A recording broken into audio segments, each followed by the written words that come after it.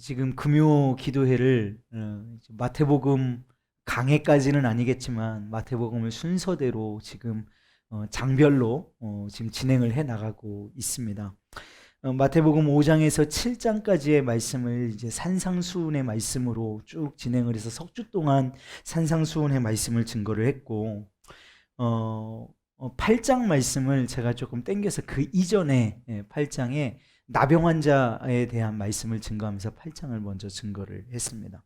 그래서 오늘은 이제 9장 말씀을 증거하게 될 텐데 이야기 스토리 라인을 조금 마태복음에 진행되는 구조를 조금 우리가 알면 말씀의 은혜가 더 되고 말씀을 좀 이해하기에 여러분들이 조금 수월하실 것 같습니다. 이제 마태복음 5장에서 7장까지 산상 설교를 산 위에서의 설교를 마치시고 산 아래로 이제 예수님이 내려오셔서 본격적인 사역을 시작하십니다. 그 사역은 어떤 것이었냐면 오늘 본문 35절에 나오는 것처럼 예수께서 모든 도시와 마을에 두루 다니시는 거였어요. 그러면서 그들의 회당에서 가르치시고 천국 복음을 전파하시고 모든 병과 모든 약한 것을 고치시는 일을 하셨습니다. 이제 산 아래로 내려오셔서 예수님이 하셨던 일은 무엇이냐면 가르치시고 복음을 전파하시고 병과 약한 것을 고치시는 일을 하셨던 거예요. 그리고 무리를 보시면서 불쌍히 여기시면서 그들이 목자 없는 양과 같이 고생하며 기진함을 인하여서 마음 아파하십니다. 8장과 9장에서 그래서 예수님께서 병 고치시고 여러 기적을 베푸시는 장면이 나오는데 제가 지금 8장에서 9장을 빠르게 우리 지난주에 산상설교 정리했던 것처럼 8장, 9장을 제가 빠르게 정리를 해드리겠습니다. 먼저 8장이에요. 8장 첫 번째는 나병 환자를 고치시는 일이 등장을 하고요. 계속해서 고치셔요. 백부장의 하인을 고치시고 그 다음에 베드로의 장모를 고치시고 풍랑을 잠잠하게 하시는 기적을 베푸세요. 그리고 마지막으로 귀신 들린 두 사람을 고치시는 일로 마태복음 8장이 정리됩니다. 이 일이 어떤 일이라고요? 가르치시고 복음을 전파하시며 병든 자를 낫게 하시고 약한 자를 고치시는 일 가운데에 지금 8장이 계속되고 있는 겁니다. 자, 9장도 정리 한번 해보지요. 9장은 어떤 일이 일어났느냐? 중풍병자를 고치시는 장면이 처음에 등장하고요. 그 다음에 혈루증 앓는 여인, 우리 예수님 옷자락만 나와도 나을 줄 아는 믿음이 있었던 혈루증 여인이 있죠. 그 혈루증 여인이 어떤 때에 일어난 이 기적이 일어났냐면 관리의 딸을 살리시기 위해서 우리는 다 알고 있죠. 병행구절인 마가복음에 가보면 야이로라고 하는 회당장의 이름이 나옵니다. 회당장 야이로의 딸이 딸을 살리시기 위해서 가는 도중에 이 혈루증 앓는 여인이 예수님의 옷자락을 잡음으로 말미암아 이 혈루증 12년간 큰 고통을 당했던 혈루증에서 낫게 되는 기적이 이 말씀에 등장을 합니다. 그리고 나서 옛날에는 우리 장님, 소경 이런 말을 썼는데 이제는 시각장애인, 시각장애인의 눈을 뜨게 하시는 일이 나고요. 그리고 마지막으로 귀신 들려 말 못하는 사람을 고치시는 일이 등장을 합니다. 자, 9장까지의 말씀 어떤가요? 예수님께서 회당에서 가르치시고 천국 복음을 전파하시며 약한 자를 낫게 하시고 병든 자를 고치시는 8장과 9장의 사역이 지금 계속되고 있습니다.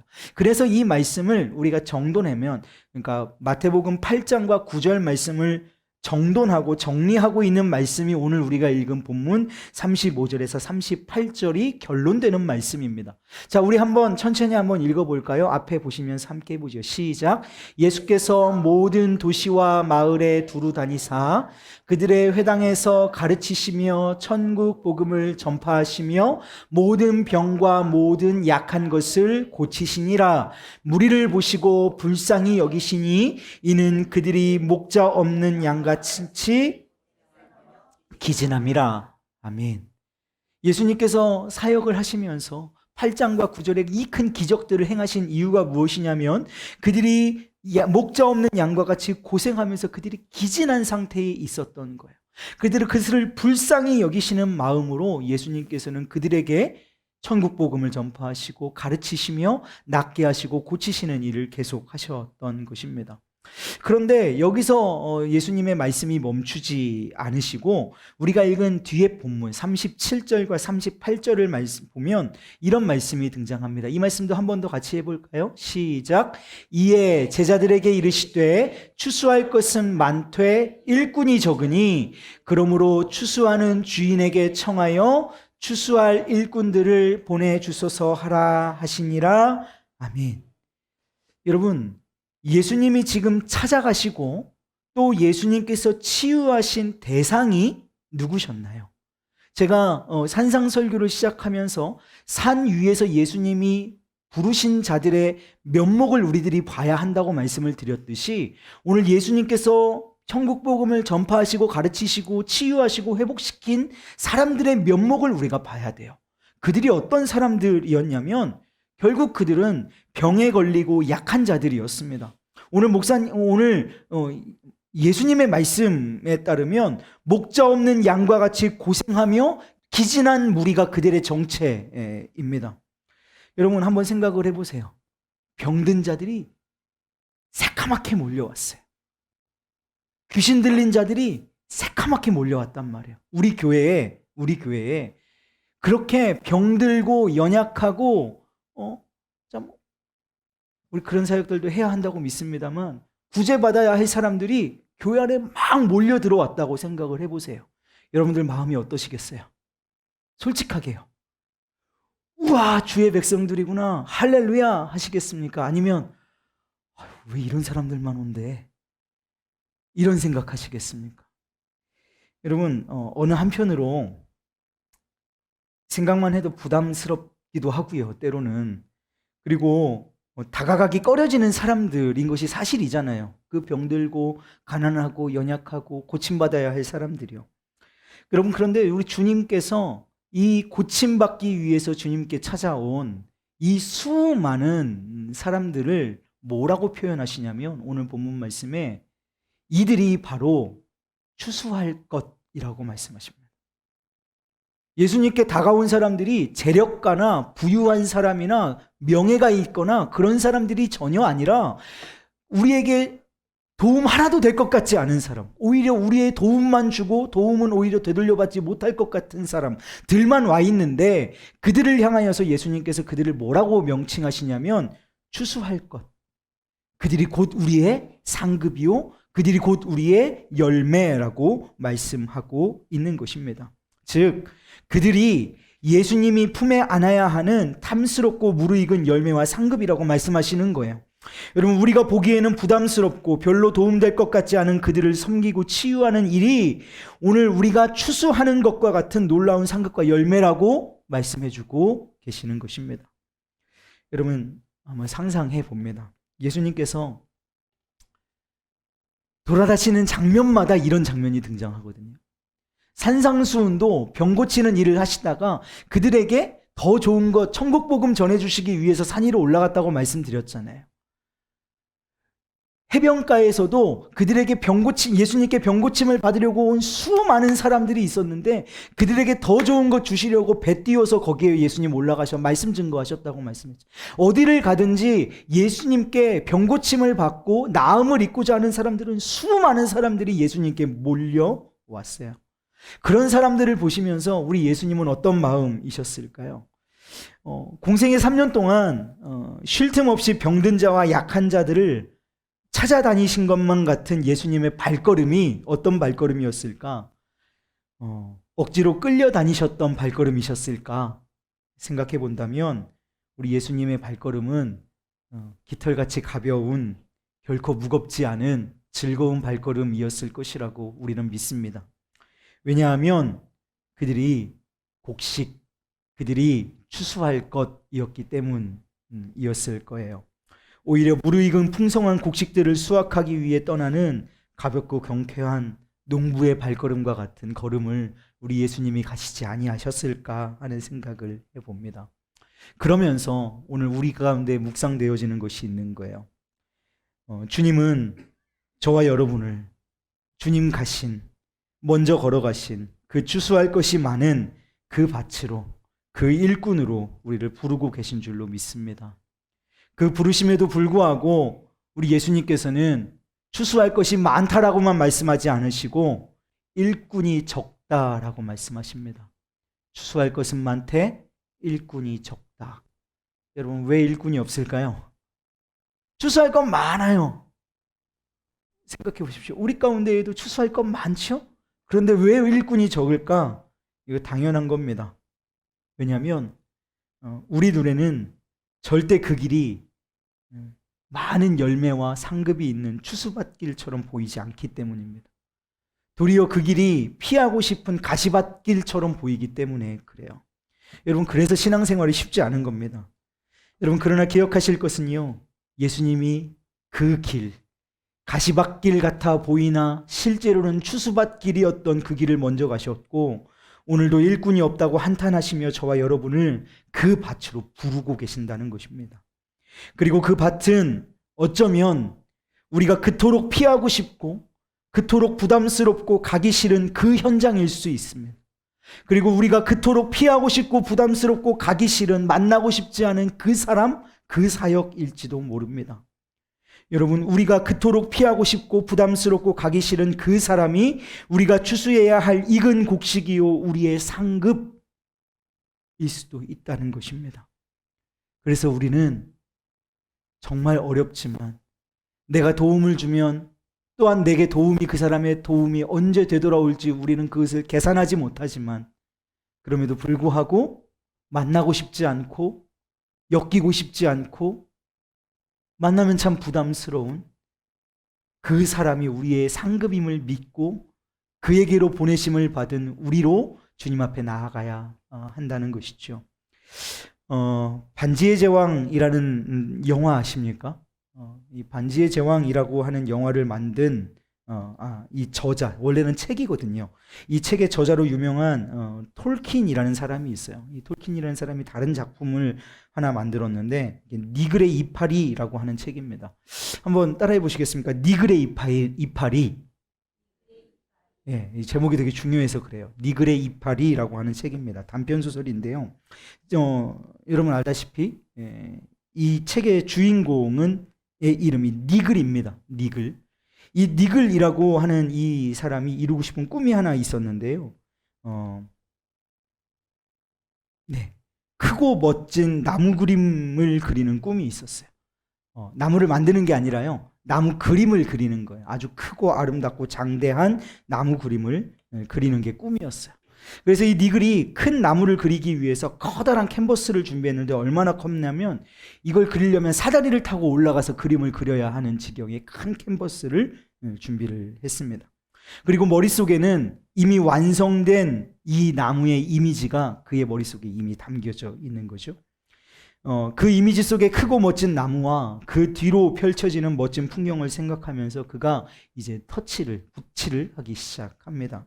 그림을 그리기 시작하는 거예요. 그런데 좀처럼 진도가 나가지가 않습니다. 이유가 두 가지인데요. 첫 번째는 먼저 니글 자신이 이파리 하나를 그리는데 너무나도 오랜 시간, 지나친 시간을 쏟았기 때문입니다. 그러니까 이파리의 음영과 광택, 또 표면에 맺힌 이슬방울까지 있는 그대로 사진처럼 그려내려고 온 힘을 이파리 하나에 쏟은 거예요. 커다란 캔버스 위에 별로 티도 안 나는, 말씀드렸잖아요, 그리려면 사다리를 타고 올라가서 그려야 한다고요. 얼마나 큰 캔버스겠어요. 거기에 큰 그림을 그리기보다 이파리 하나 그리는 데에 온 열중을 하고 있으니까 그림의 진척이 가지가 않는 거예요. 또 다른 이유가 있습니다. 다른 이유는 무엇이냐면 이웃들의 사소한 부탁들 때문이에요. 그림에 집중하려고 하면 이웃들이 이 크고 작은 일을 이 니글에게 부탁하는 겁니다. 마음이 따뜻했던 사람인 이 니글은 그때마다 그림 그리기를 잠시 멈추고 이웃에게 달려가서 이웃을 돕기 시작합니다. 근데 일이 어떻게까지 이 니글이 미련하게 사람들을 도왔냐면, 어느 비 오는 밤에 한 이웃이 자기 아내가 아프니까 어서 의사를 불러오라고 니글에게 성화를 부리는 거예요. 부탁 정도가 아니죠. 굉장히 무례하고 부당한 일인데도 불구하고 이 니글이 비가 내리는 추운 밤거리를 달려서 의사를 데려옵니다.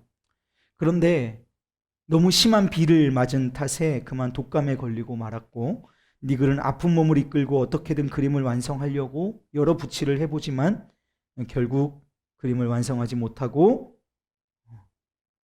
세상을 떠나고 맙니다. 큰 캔버스 위에 뭐만 남았을까요? 이파리 하나. 큰 캔버스에 이파리 하나만 달랑 남겨두고서 세상을 떠났습니다. 그러나 이야기가 여기서 끝나지 않습니다. 하늘나라에 갔어요. 니글이 천국에 가서 그곳에서 믿을 수 없는 광경을 보게 되었습니다. 그가 머릿속으로 그렸던 상상 속에만 가지고 있었던 그 커다란 나무, 그 뒤에 있는 황홀한 풍경이 자신의 눈앞에 천국에 펼쳐져 있는 것입니다. 거기에 꿈꾸던 바로 그게 있었다라고 오늘 그림이 말해주고 있는데요. 여러분, 이 주인공인의 이름 니글이라고 말씀을 드렸습니다. 이 니글은 영어 단어로 이런 해석을 가지고 있습니다. 깨작거리다, 비능률적으로 일하다, 쓸데없이 시시콜콜한 일에 시간을 낭비하다. 딱 니글처럼 죽은 겁니다. 니글처럼 산 거예요. 니글이 니글했다라고 보시면 되겠습니다. 니글의 이름의 뜻처럼 살았습니다. 여러분, 사람들의 눈에 니글의 삶은 그가 남긴 이파리 그림 하나처럼 비능률적이고 쓸데없어 보였을 것입니다. 이 땅에서 그가 남긴 것이 겨우 이파리 그림 하나. 여러분, 누가 니글의 삶을 주목하고 누가 니글의 삶을 칭찬했겠습니까? 그러나 여러분, 하나님은 니글을 주목하셨던 거예요. 비록 그는 이웃들의 여러 부탁을 들어주느라 그 큰 캔버스에 자그마한 이파리 그림 하나만 남겼을 뿐이지만 하나님은 그의 삶을 그 꺼려지고 그 만나고 싶지 않고 내 그림을 완성시키는 일에 방해만 하게 되는 그 수많은 사람들, 자신에게 방해가 되는 사람들에게도 달려갔던 그 니글의 삶을 주목하셨고 그에게 놀라운 상급으로 하늘나라에 그의 그림과 같은 상상과 같은 나무와 그 풍경을 선물해 주셨던 것이죠. 여러분, 우리가 하는 일들이요, 우리가 살아가면서 교회 안에서 사역하고 우리가 하는 일들이 이 니글의 이파리처럼 쓸데없고 가치 없는 일처럼 때로는 보이기도 합니다. 특히 교회 일이 더욱 그런 것 같습니다. 주변 사람들의 수많은 요구 때문에 미처 내가 해야 되는 일을 포기해야 할 때도 너무나 많고, 나를 불편하게 하는 가시돋친 말들 때문에 기쁨과 즐거움으로 사역할 때보다는 가시밭을 걷는 것처럼 불편하고 고통스러울 때가 훨씬 많습니다. 그러나 오늘 말씀을 통해서 주님은 우리를 이렇게 위로해 주고 계시는 거예요. 가시밭과 같은 그 길, 그것이 길이 가시밭길처럼 보이지만 실제로는 그 길이 추수밭이라고. 가시처럼 아프게 하는 그 사람들이 너에게는 큰 상급과 열매가 되어질 것이라고 오늘 우리를 위로하고 계신 줄로 믿습니다.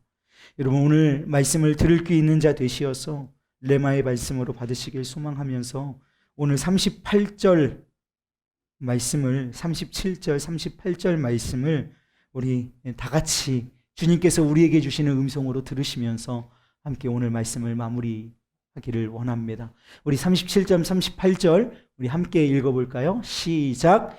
이에 제자들에게 이르시되 추수할 것은 많되 일꾼이 적으니 그러므로 추수하는 주인에게 청하여 추수할 일꾼들을 보내주소서 하라 하시니라. 아멘.